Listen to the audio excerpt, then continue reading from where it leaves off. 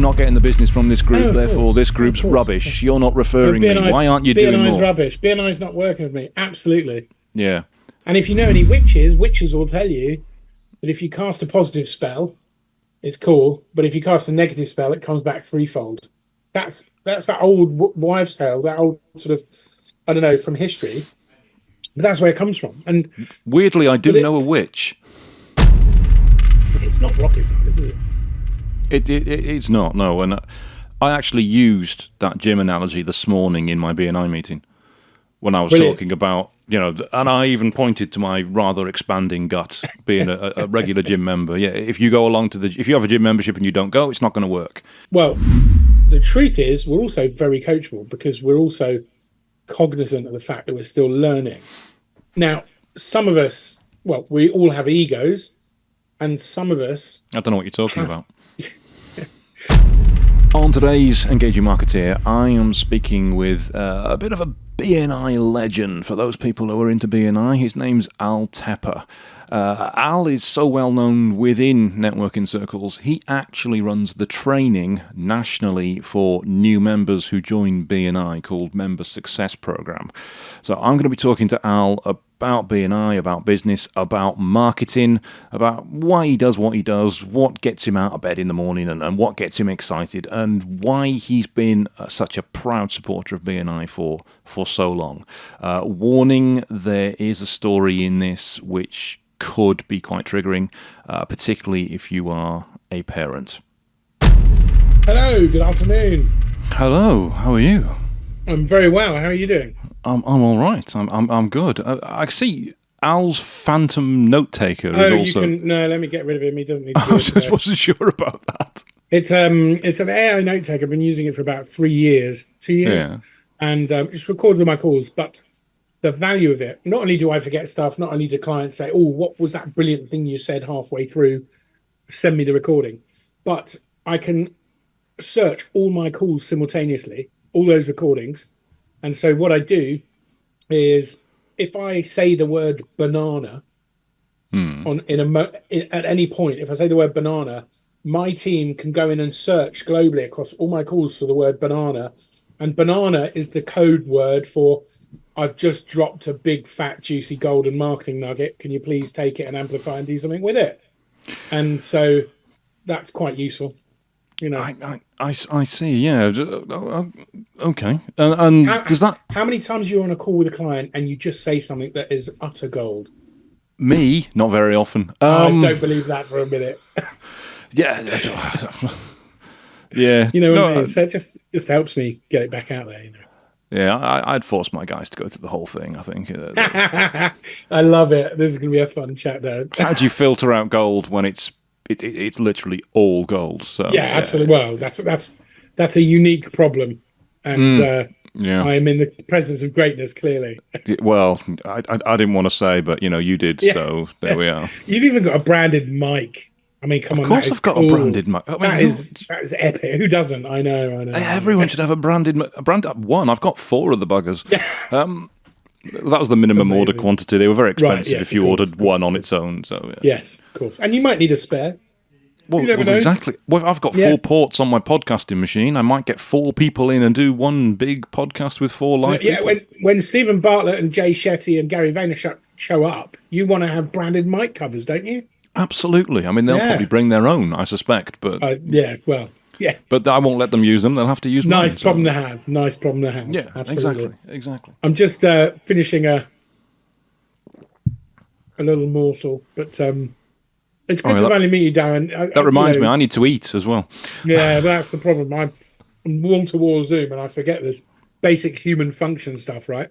Yeah. But it's good to meet because your name is one I've heard. Your reputation precedes you.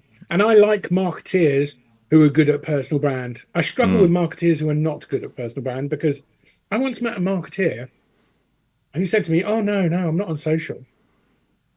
Really? What? I said, "Why?" And they said, "Oh, no, I'm not really interested." I'm like, how the hell do you find the inspiration to work in marketing if you're not really interested in social? I mean, I don't know. It's a strange answer. It's weird people. I also met a PR agency. I once invited a PR agency to meet the 8-strong marketing power team at my BNI chapter. And this PR agency said, oh, no, we don't do any networking. Well, you're the only PRs I've ever heard that don't. I mean, normally, if there's champagne and networking, you lot are the first ones in. Yeah. I'm just astonishing. But there you go. They're the Takes ones opening the bottle. Yeah. I've got to pick up on that and what you said straight away there. An 8-strong team in BNI. What 8 categories could those possibly be? We had. I'm going to do it again. I'm just rejoining a chapter. I've been out of a chapter since June 2022. 2002, that would be saying something. And I'm just going back into a chapter. And my first mission, the power team in there for marketing 2 or 3 at the moment. I want to get that. It's a 50-strong chapter, and I want 10 marketing power team 10. So the 8 seats we had were, I was on social. We had email marketing. We had video marketing. We had web. We had creative. We had print. We had merch. We had events. Yeah, I think. Yeah, that's pretty much it. They didn't allow me to join as strategy because I was the last one in, pretty much.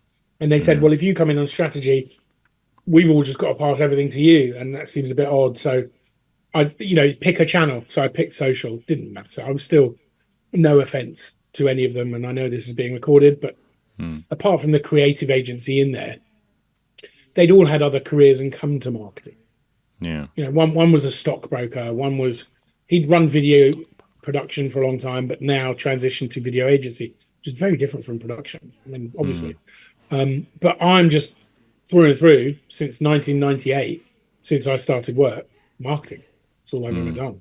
So very quickly, without sounding arrogant, I was the only one who'd actually ever had a job in marketing. And the rest of them were agency, apart from the creative who'd been a creative director.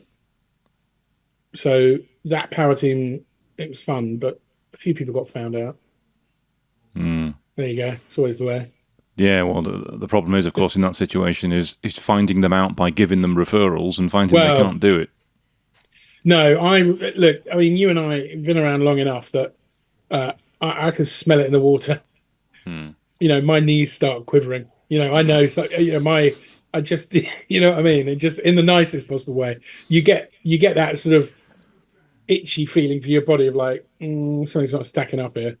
And after 25 years in marketing, I'm like Neo in the Matrix now. I see it all in code, so I can spot them a mile off. I mean, I don't need to pass referrals anymore to work out whether they're any good or not. I can tell by the way they answer the first question. Yeah. And that's not a criticism of them. They're just trying to feed their families like everybody else. But yeah, well, stay in your lane. That's a good question to kick off with, really. If you're in a networking group, whether it's BNI or something else, and there's other people in that group that should be the kind of person you should refer to, because in an ideal world, all things being equal, they're a good referral partner for you and you are for them.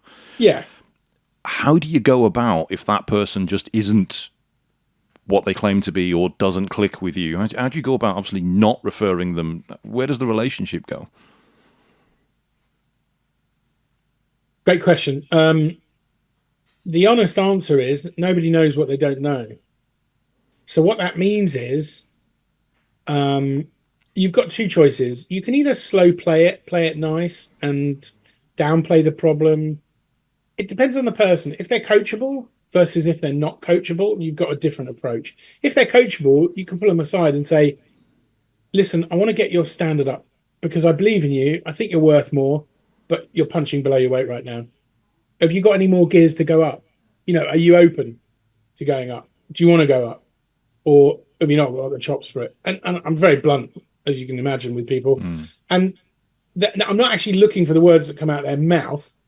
I'm looking for the reaction on their face that I can read, because that will tell me whether they're rabbit in the headlights, i.e. they've been found out, they're not going to move up, or they've been waiting for someone to ask them. They're dying for that person to, put their hand down and pull them up, right?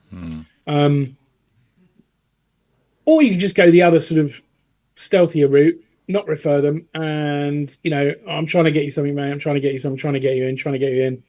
and you just kind of skirt around it. And, you know, even if there's someone you don't actively like, you know, and never mind want to work with, but you don't like them, they're dodgy or shy, you know, awful, right? Whatever. They don't know what referrals you've got, what referrals you're passing to other people. If you find someone else in another chapter, you stand up and say, I've got a cross chapter. If anyone ever asked me what the cross chapter was, I'd always just say something like, oh, a friend needed a fireplace, or, you know, something generic. I just generic it. Oh, so I needed flowers, or, you know, something that wasn't in the chapter. I just, to spare their blushes, you know, I'd kind of fluff the answer a bit, because it all depends on the person. It's not dependent on me. It's dependent on them. Does that make sense? Oh, absolutely. I mean, there's so many people in BNI. I say BNI, every networking group really, who then they're not getting the referrals, they're not getting the business from it, and they will blame the group. It's like, I'm not getting the business from this group, therefore this group's rubbish. You're not referring me. Why aren't you doing more? BNI's rubbish. BNI's not working with me. Absolutely. Yeah. I'm very blessed. It's their fault. It's their fault for not showing the credibility and not showing other people how they can be referred if they have the credibility. If you're not making money in business, the only person you can blame is yourself. Because what's the point of blame? You're in charge. It's up to you to figure it out. And, you know, I'm blessed to be an MSP, a national trainer, and I train mostly on MSP. And I always remind people on MSP. MSP is for non-BNI people. MSP is the Member Success Program training. It's a bit like a gym induction. You know, you're going to show you doing shit. And that analogy isn't a wasted one, because I regularly remind people that networking, especially BNI, it's like a business gym. And I say to them, look, I've joined loads of gyms over my life. I don't know if you can tell, but I'm a chunky monkey, you know, I'm a pretty solid fella. So I've joined lots of gyms in my life, and I've stood there taking selfies, done bugger all work, and I didn't lose weight. So if you join BNI and I'm showing you all the kit at your induction, but for the rest of the year you do nothing, sit back and expect it to come to you, is it okay if you don't do more business? And I want them to realize that it's on them from day one, because it is. Because we're not children. No one's coming to the rescue. You're a grown-up. You're an adult. You're running a business. Deal with it. And so if you're not getting the referrals you want, it has to be on you. Now, there's an exception to that. You could be in the wrong room. Not every chapter is the same. Chapters are variable depending on the people in them. So if you're in a high-performing chapter and everyone's doing really well and making loads of money and you're getting no referrals, there's only one of three possible problems. You're not visible in the right way, you're not credible in the right way, or you don't know how to make money. You're an expert, you're a brain, you're a genius, but you're rubbish at the commercial bit. It's only one of those three. And it's our job to make ourselves visible, not just in BNI, but in life. If you're in business, it's your job to make yourself visible. It's your job to stand up your creds. It's your job to stand up the social proofs, the testimonials. It's your job to lower the risk of anyone who is potentially thinking of working with you.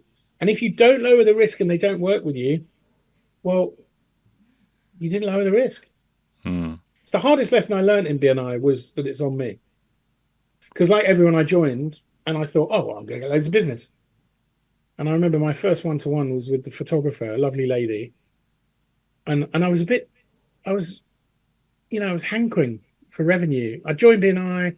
I'd been out on my own for a year. I was doing all right, but I wasn't doing brilliantly. You know, it takes time to build a brand, takes time to build a business. And so when I joined BNI, I thought, oh yeah, get some leads quick, some referrals. And I said to this lady at my first one-to-one, sort of like a week in, you know, I could really do with extra money right now. I've got a young family. How long do you think it'll take before I get a referral? And she said, don't worry about it. She said, the more you worry about it, the longer it'll take. She said, do the things that you need to do. Be visible in the room, make yourself credible, and the referrals will come. And they did. Of course they did. It's just a matter of people getting to know you and to like you and to trust you and all of that. And it's so cliche, but it's so true. I mean, what they say about cliches is that they're cliches because they're true. Yeah. And things like that. I know it's trite, and I know people have said it a million times, you know, know, like, and trust. All of business is about lowering risk. And that's why in the 70s, if you're old enough like me, I know I don't look it, that's very kind of you to say, Darren, thank you very much. I was just about to say that. Yeah, I know, I could feel you jumping in. You know, in the 70s, 80s, even into the 90s, the saying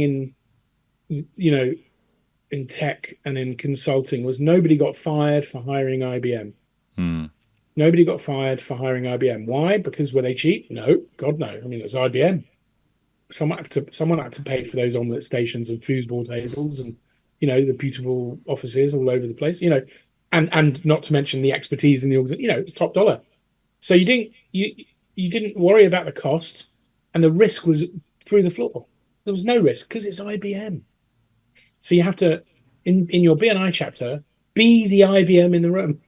In your business, as a marketing lesson, be the IBM in your space. Be the lowest risk, most easily accessible, most visibly credible person in your space. How can you not make money? Hmm. And the proof of that is, along comes Mr. Daniel Priestley, key person of influence, bang. Absolutely spot on. It's not rocket science, is it?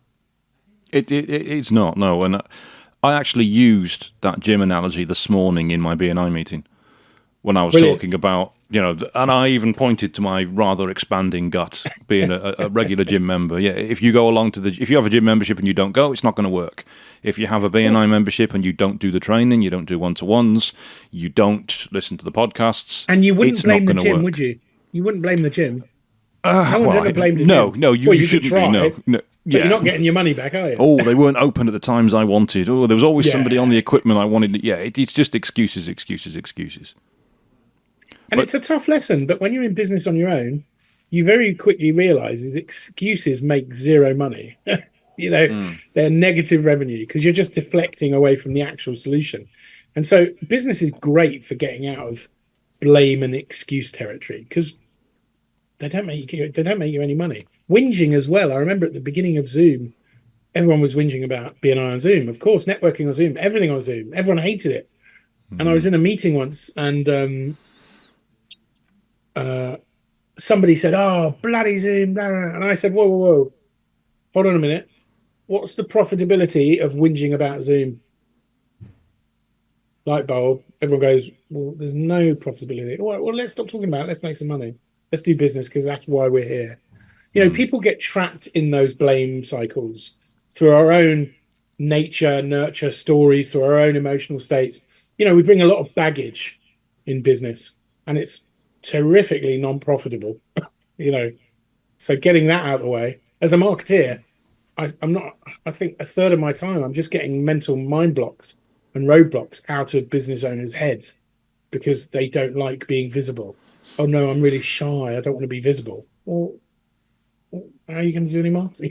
You want to be visible. But there are some people in BNI who they're good at what they do. When you give them a referral, they do it well, but they don't want to engage with the whole BNI process. I can think of a couple right now that they don't go to training, they won't bring visitors, they just don't want to do any of it, and they don't really think about BNI after 8:30 on the morning of the meeting until the next meeting. Yeah. 90-minute members. How can you get them engaged? Should you even try? What's the way to do it? I've got a very good friend who you might have heard of, a chap called Neil Giller. Neil Giller is a BNI ledge. And he says lots of things that are just pay attention to what the guy says. He says lots of things that you kind of just jaw drop on. They're amazing nuggets, real mic drop moments. And one of his best is givers need to learn when to stop giving because takers never learn when to stop taking. So when it comes to 90-minute members, it's really simple. Either they care about it or you have to.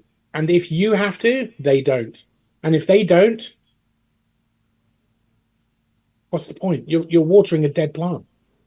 And so I'm very quick to say to people, look, you're in the red, you're not doing very well, or reputation damage or whatever. I'm worried about your reputation. I'm happy to help you fix it. Are you interested in fixing it? And their answer is very telling. Yeah. God, what do I need to do, Al? What? Absolutely, Al, help me out. I'm dying here. Blah, blah, blah, blah. Okay, great. We'll work with you. No problem. No, I'm all right. Don't worry about it, Al. See ya.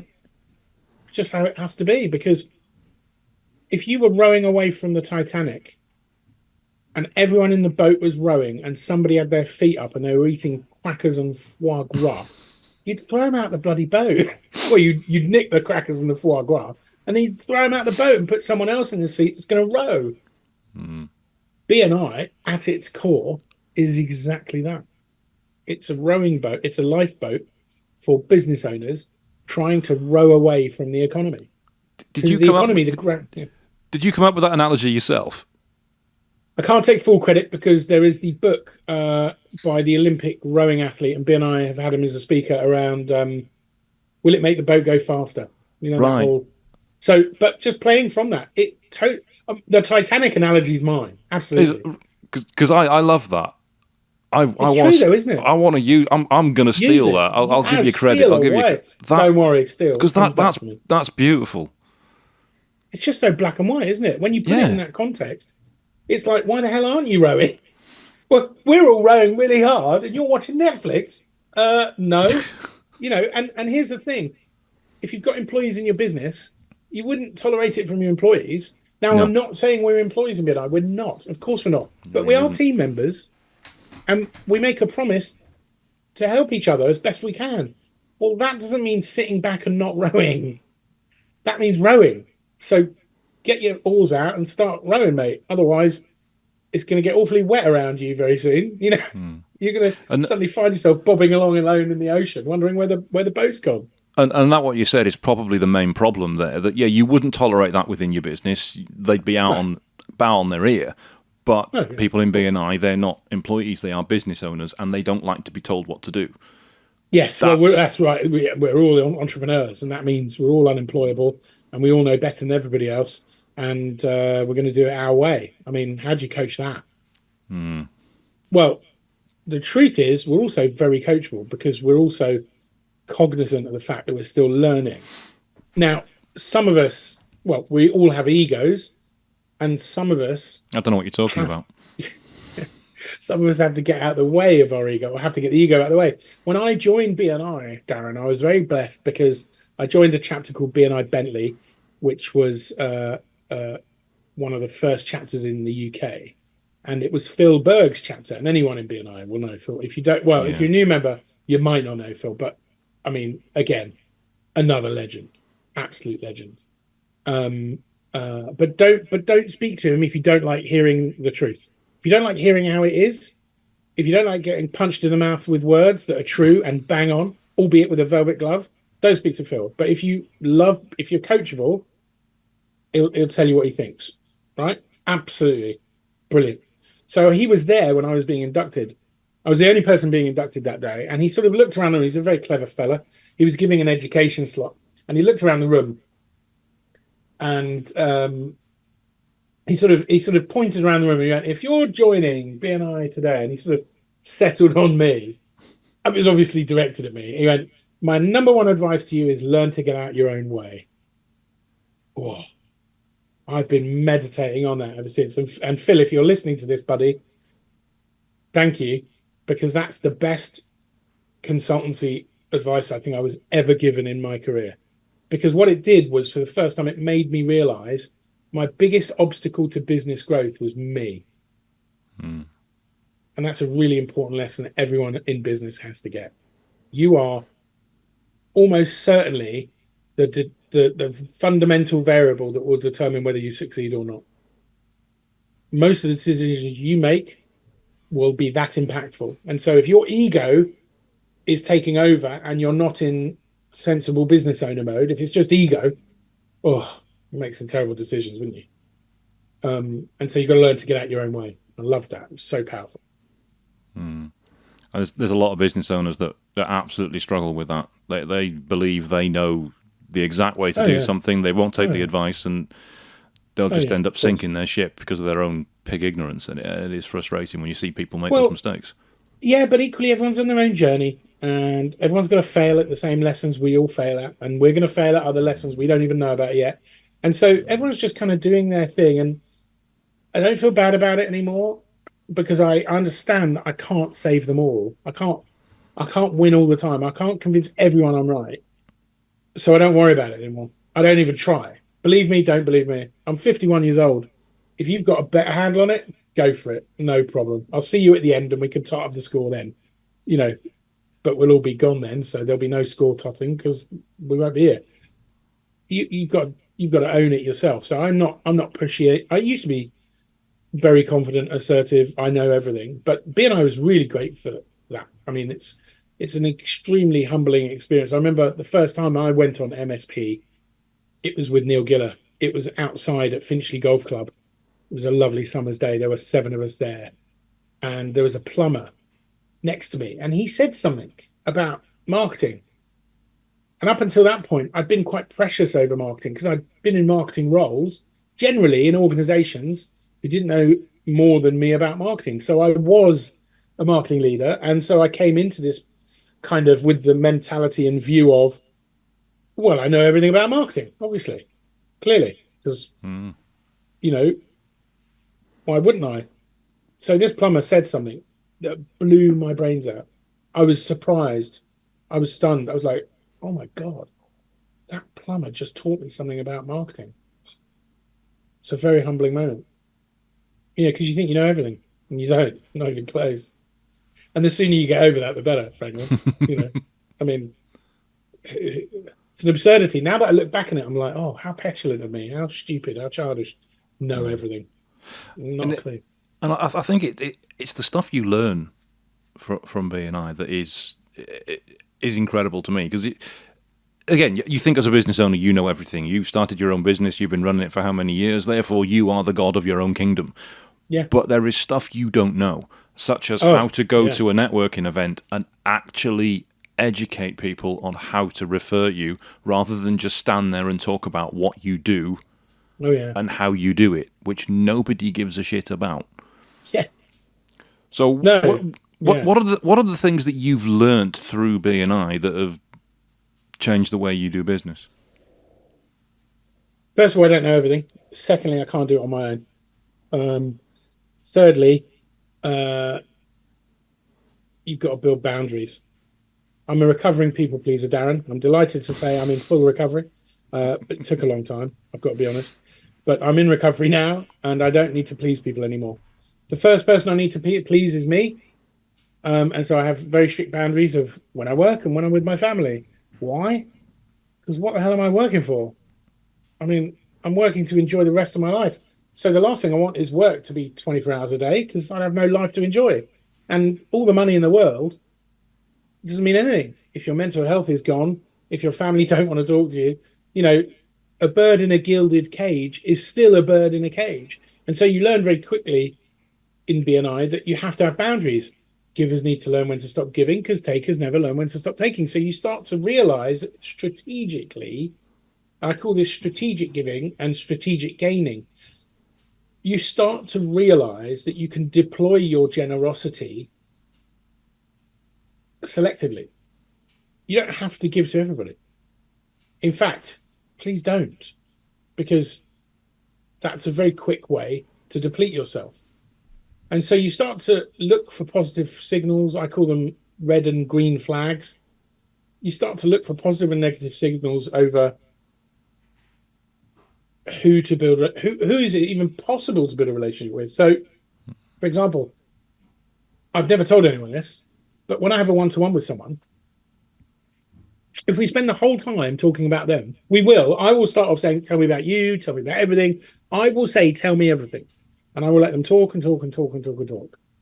And if we reach the end of the call and they have not said, Al, we've been talking about me for 40 minutes, tell me about you, then I know they're not self-aware enough to have stopped themselves talking for a whole hour and give me any consideration. Because I would. I mean, absolutely I would. I'm here to learn about the other person. I'm here to get them a referral. I'm here to help them grow their business. It's not just an ego fest where I can talk, you know, verbal diarrhea about everything and anything I think is important. There's another person here. So that's the first test that somebody can fail. If it's just so self-absorbed that they completely occupy it entirely for themselves for an hour, I'm kind of thinking, oh, that's a bit one way. And so there's loads of things. I mean, BNI has taught me so many things. It's absurd. I couldn't list them all about business, but those are probably the keys. You know, learn to get out of your way, learn to get out of your own way, accept you don't know everything, accept that you have to build a team around you to grow a business successfully. There's no one man band billionaire on this planet ever. It's never happened. Couldn't do it. Right? Never. Even though, I mean, Craigslist got close. At one point, they had only 13 staff and they were doing 50. Yeah, very tidy little operation. This was probably 10, 15 years ago, but they were doing like 50 million in revenue a year and they only had 13 staff. I mean, that's an amazing business model if you can work it. That's impressive revenue per head, that. Yeah, that's a rarity. And so, you've got to, and the last one is the boundaries piece. You've got to make sure you remember you're a human being and you don't win points for working hard. And by the way, how hard you work and how much money you make have got nothing to do with each other. No. There was no correlation. Well, there may be a negative correlation, but there's no genuine positive correlation between working harder and making more money, because it depends what work you're doing. It depends what harder means. And so, yeah, if you're listening to this and you've never been to BNI, I would go. I would find a group and just go and visit. And if you've been to BNI and it didn't work for you, can I ask you to honestly reassess what you could have done differently to make it work better? Could you have gone to the gym more? Could you have used the equipment more? Could you have worked harder? Don't answer those questions for me, because it's not my business. I don't really care. It's your business. And if you went to BNI and you couldn't stand it, please try another room, because every room is different and there's different people in it. But BNI for me, it saved my son's life. It saved my life. It's grown my business. I have multiple other business interests spanning the globe. It's mind blowing. I mean, if I meet Ivan Meisner, he's getting a big fat wet kiss from me. I can tell you that. Ivan, if you're listening, pucker up, because when I meet you one day, it's all going to be kisses and hugs, mate, because he's a genius. What he's created is such a simple system, and it's so simple, it works. Ivan, you have been warned. Yeah, absolutely. Red lipstick if you really fancy it. I'm sure he'll be fine with. Have you met Ivan before then? I've never, astonishingly, I've never. Wow. But I will tell you, I mean, he's such a lovely guy. When I was really early on in my journey, I was asked to do an EdCo slot, and so I mean, this was 8 years ago, right? So let's paint the picture. It was 2016. Nobody even really engaged. Nobody was on LinkedIn back then. This was before Gary Vaynerchuk said LinkedIn has got great organic reach. Everyone follow me. It's about 4 or 5 years ago, and it's not been right since. Gary, thanks, mate. How to kill a social media platform? Get Gary V on it, because then all the spammers and hunters follow.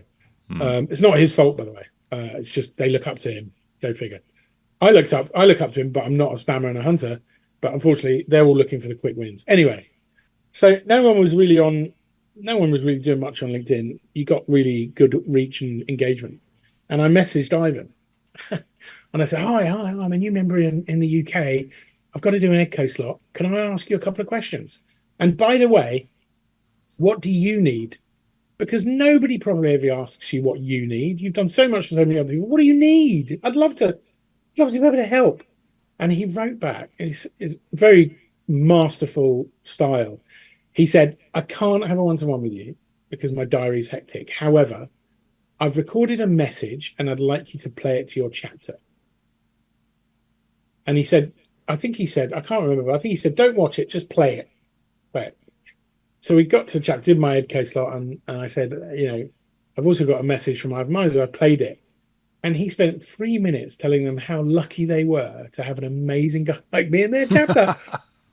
And I was just gobsmacked, because what he'd done brilliantly was he'd managed his boundaries, deflected, one-to-one, because he can't have a one-to-one with everyone who wants one. Of course. Now I understand that. And what he also did was he gave me some recognition for even trying. It blew me away. He's obviously an astonishing fellow. I mean, even Mother Teresa had enemies. Everyone's got enemies. Nobody's perfect. But I tell you what, he's done a lot of good in the world, because a lot of businesses wouldn't exist. A lot of families wouldn't have homes. Yeah. A lot of careers wouldn't have been started. A lot of people wouldn't have been paid without it. He's very generous with his time as well. He's very generous with his time. Even today, I mean, I'm sure he's done well. I'm sure he could buy the next island from Necker Island over and just disappear, couldn't he, if he wanted to? I mean, but you can tell he's not in it for that because he still shows up, and that's an impressive achievement. If when you're really committed to something, and you don't need to be somewhere, but yet you still show up. That's what authenticity really is. He does have a ticket for Branson's space flight when it happens, though.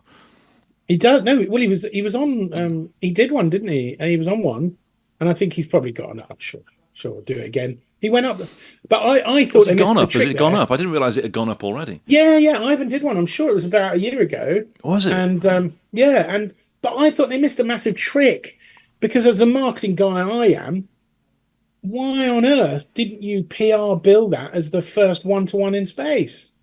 I'd have had Ivan logging in on the app in space, the first one-to-one in space. I mean, that's got to make the FT. That's got to make the broadsheets. First business meeting in space. That's got to be impressive. I mean, come on, BNI PR. It's a missed opportunity, isn't it? Yeah. I know there's been a BNI meeting at Everest Base Camp. Very recently. Because that was shared in our group the other day. And that's just Everest Base Camp. Imagine if in space, wow, how cool would that be, to be able to say, Richard and Ivan had the first one-to-one in space. Yeah, brilliant. I think to actually log it on the app, though, Richard would have to be a BNI member. And I don't know if Richard's joined. I'm sure they BNI could make chapter. him an honorary member. They could, yeah. If he passed the committee review, or they could Photoshop it. Yeah, he'd have to be interviewed. His references stood up. Exactly, his references would have to stand up, and I don't know if Richard will be able to do that. He's a pretty counterculture kind of guy. I mean, he doesn't really. He's not really about the rules. I saw a really cool story from him yesterday, actually, saying, and it just, Richard Branson is the guy who said, "Say yes and then figure it out later," right? And he said, I was in my 50s. I was in a board meeting and I was asking some questions. And one of the guys pulled me outside and said, Richard, you don't know the difference between net and gross, do you? And Richard went, no, I don't. He hadn't got a clue what he was doing. He knew enough about what he needed to know about, and he had other people to worry about the rest of it. It just goes to prove the point. You can't, business is not a solo sport. It's not long distance marathon running. It's the America's Cup across the Pacific in a storm. It's business is a team sport. Yeah, that's what BNI works. It's what you mentioned near the beginning. You said surround yourself with the best people, which is what a BNI chapter is about. You can't do everything yourself. No, and why would you want to? I mean, I don't want to do everything. I'm good at three things. I'm good at just three things. My wife might disagree and say I'm good at less, but I think I'm good at three things in business. I'm good at coaching my clients and helping them solve their marketing challenges. I'm good at creating content, and I'm good at closing. And that means, and I love the fact I can sell. I used to hate that, but if I couldn't sell, I wouldn't have a business. We're all in sales, and yet English people are so reserved when it comes to sales. We hate asking for the money. We hate asking for the business. I love it because otherwise I'd have no turnover. So those are the three things I'm good at. I say to my team all the time, don't ask me to do anything else. Because those are three difficult skills to be good at, in fairness. Those are the hard bits. I think, yes, arguably they are challenges to most people. Content creation definitely eludes most people. Closing just is a natural fact of we don't like rejection, so we don't take the risk. And then coaching, I think you have to be a certain type of personality to coach effectively. And by the way, I'm not just a marketing coach, but I learned my coaching in American football. I used to be I'm still technically an American football coach. And when you can coach 300-pound guys in helmets and shoulder pads with a strong desire to be violent towards something, when you can coach people like that, coaching business owners is a breeze, isn't it? Because no one's gonna tackle me to the ground. Well, I hope not. Hasn't happened yet, Darren, but never say never. So, coaching business owners is a breeze compared to coaching American football players. It's a whole different ballgame, literally.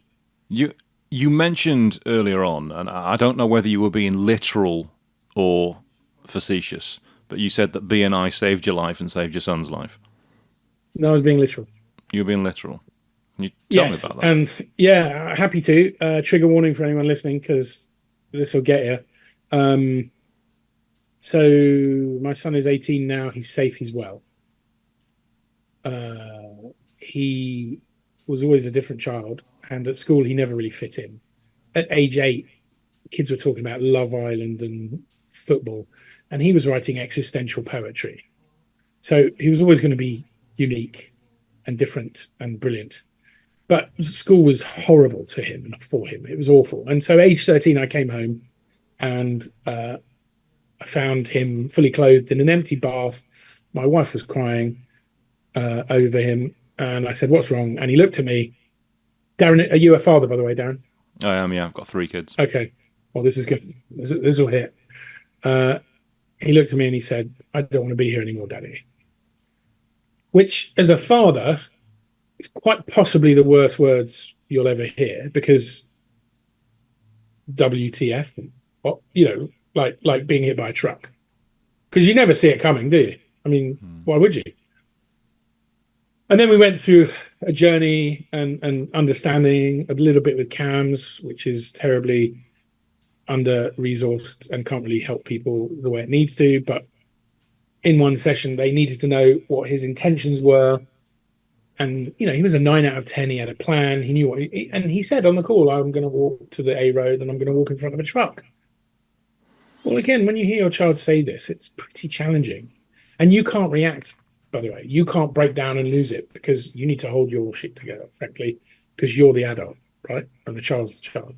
Anyway, long story short, I spoke to some people in BNI. I was obviously very challenged, stressed, anxious, distressed. I mean, I don't know what words to use. And I spoke to my team and I spoke to other people, and I got a referral from somebody to a mastermind. And when I went to that mastermind, I got a referral to a CRM lady. And then that CRM lady referred me to one of her clients who are a mental health charity. And that mental health charity referred me on to an occupational therapist. So without the first BNI referral, the rest of it wasn't BNI. It was all just people hooking me up to the next person in the chain. But that occupational therapist was the beginning of what worked. And I'm not sure my son would be here without that. And if my son wasn't here, I'm not sure I'd be here. Genuinely. I have one son. And if he'd have unalived himself, I don't know how I'd have coped with that. I don't think I'd have coped well. And so I'm not joking. Genuinely, that one referral meant the difference between us getting to the solution and not. And that's the power of networking. It was six steps in that chain. Which step was the most valuable? Well, it has to be the first one, doesn't it? Yeah. And so he's fine today. I mean, he's so strong and in a great place, but I have to credit BNI with that because I wouldn't have had that referral. And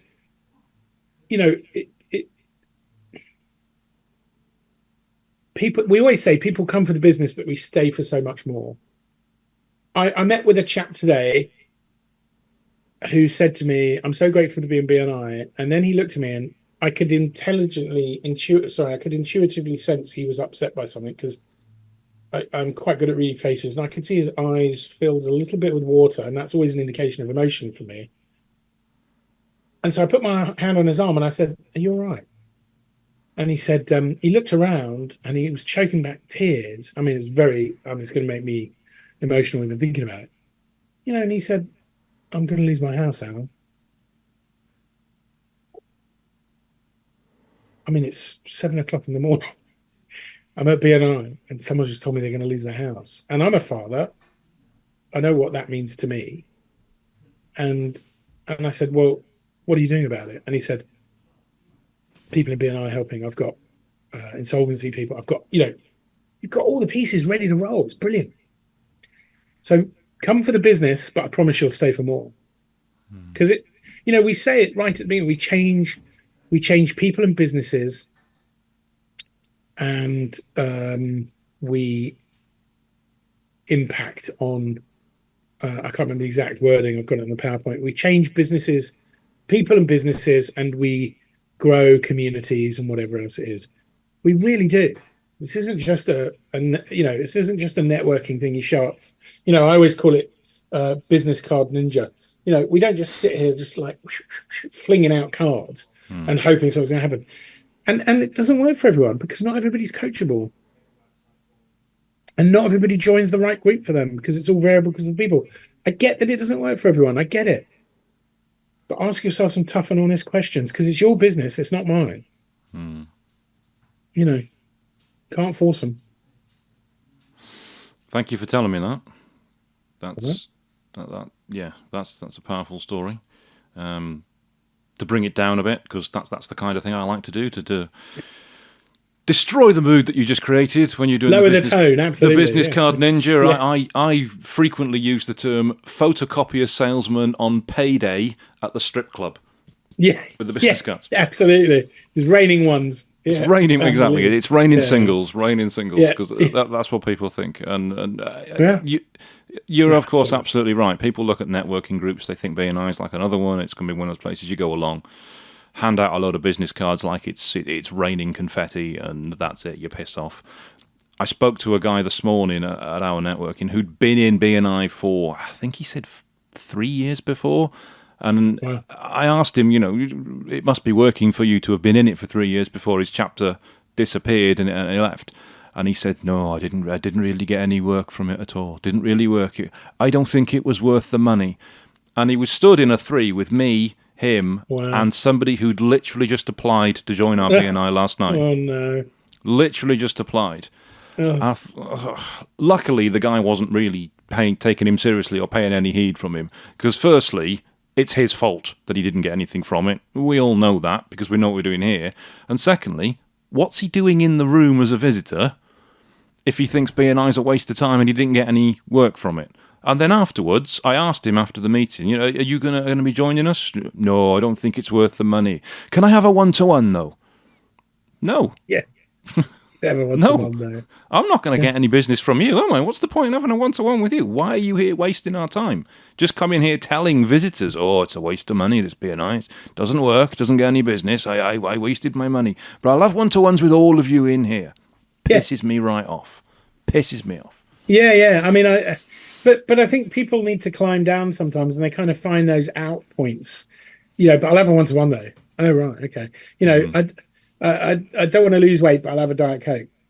I don't want to get fit, but I'll go for a walk. I mean, it's just we're humans are very contradictory a lot of the time, and especially the minute ego's in play, we're not really in charge of our egos as much as we should be, and so we say things sometimes. And how many times do we say something? And go, why did I say that? What an idiot! I've just poured petrol on something. What on earth? Why would I? We all do it. Yeah.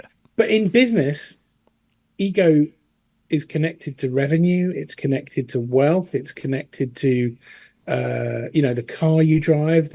It's connected to the status you hold. In business, it feels like there's even more at stake because it's business. And to be fair, there may be more financially at stake, but ego will ruin you, and that's a great example of it. You've got to. I met a plumber once who was ex-BNI, and I said, "How come you left?" He said, "Oh, I didn't make any money." I'm like, "You're a plumber. How can you not make money? I mean, everyone's got a toilet and a sink. What do you mean? Did you get any referrals?" No. What? But did they hate you? I mean, did you offend everyone on day one? Did you come in covered in cow dung? I mean, what? There's another variable at play here, surely. I mean, How could you not get referrals to plumbing? He said, "Oh, I don't know, but I didn't really do much, to be honest." And then it started to come out. Yeah, I didn't really do it properly, and I didn't really put my effort in. Okay, right. Personal responsibility time. Hooray, we got there. But it always comes back to it. I invented something in BNI called the giving gun, Darren. The giving gun. I'm going to like this, aren't I? You're going to love this. You are. So the giving gun basically says, if I give to you, right, I'm pointing at you, I'm going to give you something, you lucky man, you deserve it. Yeah. But the giving gun dictates that if I'm giving to you, you're getting to know me, like me, and trust me in return, aren't And you? that's the three fingers pointing back at you. Correct. So every Yeah. time you give, you get three back. Because I've heard that before, but not in the giving gun. It's all if you point an accusatory Yes, finger at someone that's else, right. There's three there's pointing three back. pointing Yeah, back yeah. at you. Yeah. And if you know any witches, witches will tell you that if you cast a positive spell, it's cool. But if you cast a negative spell, it comes back threefold. That's that old wives' tale, that old sort of, I don't know, from history. But that's where it comes from. And Weirdly, I do but know it a witch. so do I. And That's another story. it's a man, and he's a witch, not a warlock. He tells me. No, no, she's cool, and she's my missus. She's a Reiki master and a Ah, complementary therapist, and she has a partial gift of sight as well, so she can intuit stuff. It's very freaky. I mean, if you had a massage with her or a Reiki treatment, she at the end of it, she'd say stuff like, "Your right shoulder and your left kidney, they're not right, are they? Like you've got problems with your right shoulder," and you'd be like, "Yeah, how do you know?" And she's like, "Well, I can feel it. It's there." And then, so she'll diagnose everything, and she'll be, 70-80% accurate, like most very weird telling sort of stuff. And then she'll say something like, "And there were horses everywhere," and you'll be like, "Yeah, my granddad died a week ago and he was a jockey," just really like, how the hell can you know that stuff? I can't lie to her about anything, obviously. She's through it all, Darren. not that you would But anyway. no. I mean, No, I no. didn't get the chance to Obviously. finish, but yes, obviously. But yes, I know which as well. But anyway, so the giving gun is it's just a reminder of amplification. Whatever you put out, you get more back of.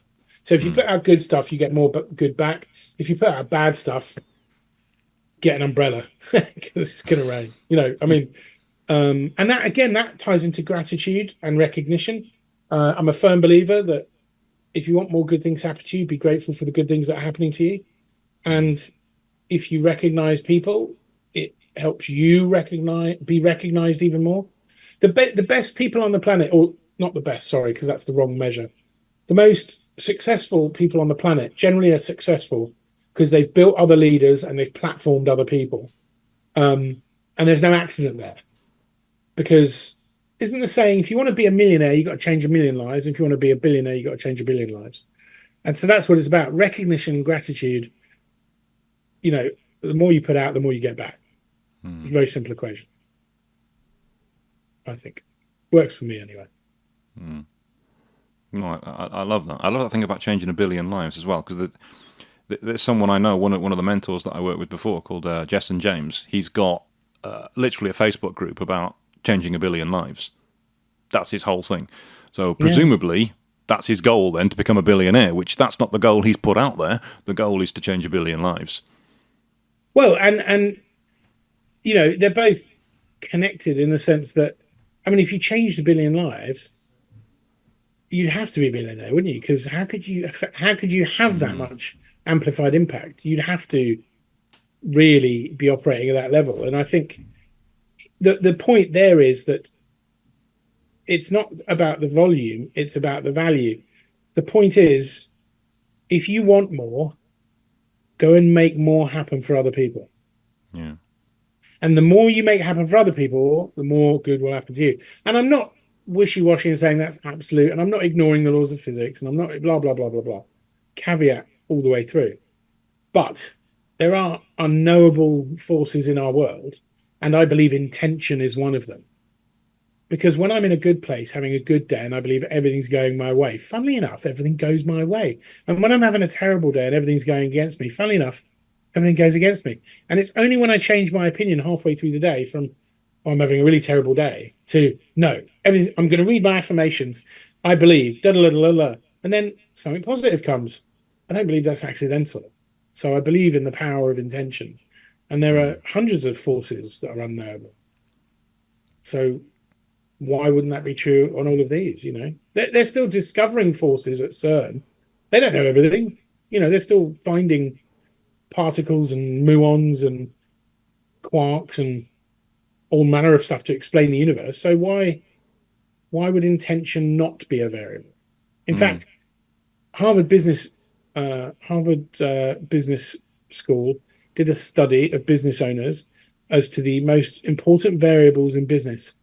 And they concluded that the number one most important variable that helps determine success in business is, what do you reckon? What do you reckon the most important variable is, Darren?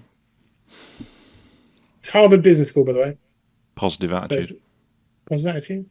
The number one variable that help determine a business's success or failure, according to Harvard Business School, was luck. Can you believe it? I cannot believe that. Luck. What? Because you might have an MBA from Harvard. You might have millions of pounds backing you. You might have the greatest idea, but it's sliding doors. If you're not in the right room at the right moment, you missed the right connection, you didn't get the funding, the company ran out of money and it died. Luck. You got the Uber that took a different route that got you there quicker and you made the meeting. Luck. And that's how, so if they're saying luck's a variable, then all bets are off, aren't they? So why do we bother with anything? Why don't we just sit you around drooling and wait? No. Hang on, you can make your own luck. You can create conditions that are going to make you more lucky. If you don't get out of bed in the morning, you're definitely going to miss out on some luck. But on the other hand, maybe the luck will go the other way. So maybe if you have got out, there's a fate view here. Maybe if you got out of bed, you'd have been run over when you came out the door. So the point is this. We don't know what's going to happen. The future isn't written. But positive attitude, set your intentions, make luck happen. If you know you've got to be at that meeting to make that finance happen, get there the day before, frankly. I don't care. Do whatever it takes to not miss that meeting. Whereas if you leave it just to chance and you leave it to the last minute, get an Uber, well, it could be traffic. So you can make your own luck. And the more prepared you are and the more proactive you are, the more space you have for reactive stuff. If you're just fighting fires all the time, you'll miss luck when it slaps you across the face because you won't even see it because you're too busy putting out fires. Crazy, isn't it? I'm not sure. What can I say? I'm not sure I'm totally on board with this luck thing. Well, hang on a minute. I get that you can stack the game. Yeah, that's what it means. But that's what it means. There are some things that will just be timing, though. The entire music industry is based on who people know because you either get discovered or you don't. It's got nothing to do with talent, has it? No, it's not. That can be a lot of timing and place. But right. But business is very similar because you couldn't go to one BNI meeting. There was a sub there. And if you were there and you'd have met that sub, a spark would have happened, an intro would have been made, and everything could change. That's what we mean by luck. It's about opportunity. It's about opportunity, right? And of course, opportunities are variable because not all opportunities are open to everyone all the time. It just doesn't work that way. It's food for thought. Okay. Not sure I'm convinced, but okay. That's all right. I don't mind. You don't have to be. But at least you're thinking about it. I'm thinking about it. Yeah, I'm thinking about creating luck. Yeah. Okay. Yeah. How could you make everyone listening to this? How could you make yourself luckier? Ooh. Well, what if you were lucky? What would go your way? Okay, so now we can start intention setting around what would go my way, and how can I shorten the odds on that? Right? How can I stack the deck? Yeah. How can I pre-frame and capture the opportunity? How can I make the conditions more favorable to a lucky break? For example, today I needed to go to the shops. I went into the shops. It said to me there was an £81 million Euro Millions jackpot tomorrow night. So I bought a ticket. I nearly didn't go to the shop. I needed to go to the shop purely by chance. And I might not have bought a ticket. And if I win this tomorrow, it will be because I went to that place at that moment in time and bought a ticket. But there were so many variables. I wanted to go home. Actually, it was a petrol station. I needed to put petrol in, but I thought, I also need to use the loop. So I need a quick wee. So should I go home or should I fill the car? So I filled the car, got a ticket. And if I'd have chosen to go home and not buy a ticket in time, and then these numbers would have won. First of all, I'd never know. So the first thing is, how many opportunities have you missed out on because of luck? Well, you can't know, can you? Because I don't know. These aren't my numbers. These are random numbers. So that's, I think, the key. It's about opportunity. I suppose that ties into what the whole multiverse angle is, that every decision that you make creates a parallel universe that plays out to see what happens, and there's an infinite number of possibilities of what could have happened in your life. Yeah, I buy that. I buy that. I think... so somewhere I'm married to Angelina Jolie. Somewhere. Yeah. Well, somewhere I would say Angelina Jolie is married to you. Yeah, the lucky woman. Well, you know. I mean, yeah. I mean, why not? I mean, look. Yeah.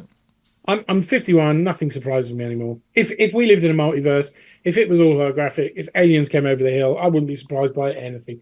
I don't think I could be surprised anymore because I'm amazed at everything. I just think it's all incredible. How are we even here?